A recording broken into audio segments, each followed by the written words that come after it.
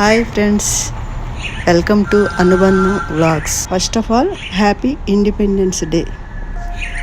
నేను మామూలు బాల్కనీ ఉంది, వాటిల్లో కొంచెం మొక్కలు పెంచుకుంటూ ఉంటాను. నేను మొక్కలు ఒక కుండీ ఖాళీగా ఉంది, అయితే అందులో కొంచెం మెంతులు వేస్తే కొంచెం మనకు ఆరోగ్యానికి మంచిది కదా మెంతికూర తింటే అని మెంతులు వేసాను. బాగా వచ్చింది చూడండి. ఇప్పుడు ఆ మెంతికూర మనం కట్ చేసి మనం నీళ్ళల్లో వేసి మామూలుగా ముందు ఏ ఆకుకూర అయినా సరే ముందు నీళ్ళల్లో కడిగినాక కొయ్యాలి, కోసినాక కడగకూడదు. ఎందుకంటే మనం కోసేటప్పుడు వాటికి మనకు రసంలాగా వస్తుంది కదా, అది విటమిన్ ఆకుకూరలో ఉన్న విటమిన్ పోతుంది. అందుకనే ముందు ఆకుకూర కడిగి మనం అప్పుడు కొయ్యాలి, కోస్తే అప్పుడు మనకు ఆ విటమిన్ అనేది ఉంటుంది అనమాట. అందుకని ఆ మెంతికూర పప్పు వేద్దామని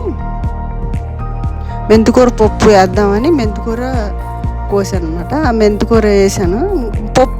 పప్పులో మెంతికూర, ఉల్లిపాయ, పచ్చిమిరపకాయ, పసుపు, కొంచెం ఆయిల్, ఒక స్పూన్ ఆయిల్ వేసేసి కొంచెం ఉడకనివ్వాలి. అంటే చింతపండు వేస్తే ఏంటంటే కొన్ని పప్పులు ఉడకపోతే ఏంటంటే మనకి గ్యాస్ ప్రాబ్లం వస్తుంది, కొంచెం టేస్ట్ కూడా ఉండదు. అందులోనే కొంచెం వెల్లుల్లిపాయలు ఒలిసి వేస్తే వెల్లుల్లిపాయలకు మన గుండెకి మంచిది కదా, అందుకనే ఆ వెల్లుల్లిపాయలు కూడా మనం ఎక్కువగా వాడితే మంచిదని కొంచెం ఈ టేస్ట్ కూడా ఉంటుంది. ఆ వెల్లుల్లిపాయలు వేస్తే బాగుంటుంది. ఇలా మా అత్తగారు చేసేవాళ్ళు, మా అత్తగారు నాకు అలా నేర్పారు. అట్లా అది ఆ ప్రాసెస్ వల్ల నేను వండాను. చాలా టేస్ట్గా ఉంటుంది. మెంతికూర పప్పు చాలా టేస్ట్ చూడండి.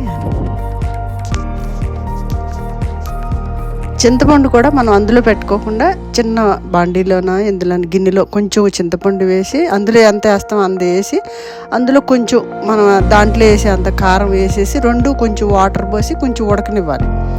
ఈలోగా పప్పు ఉడికిపోతుంది కదా, ఆ పప్పు ఉడికిన తర్వాత అప్పుడు ఈ చింతపండు ఉడికింది అందులో వేసేసి మామూలు అంతా మిక్స్ చేసేసేసి మనం తాలింపు పెట్టుకుంటే చాలా రుచిగా ఉంటుంది అన్నమాట పప్పు, మెంతికూర పప్పు.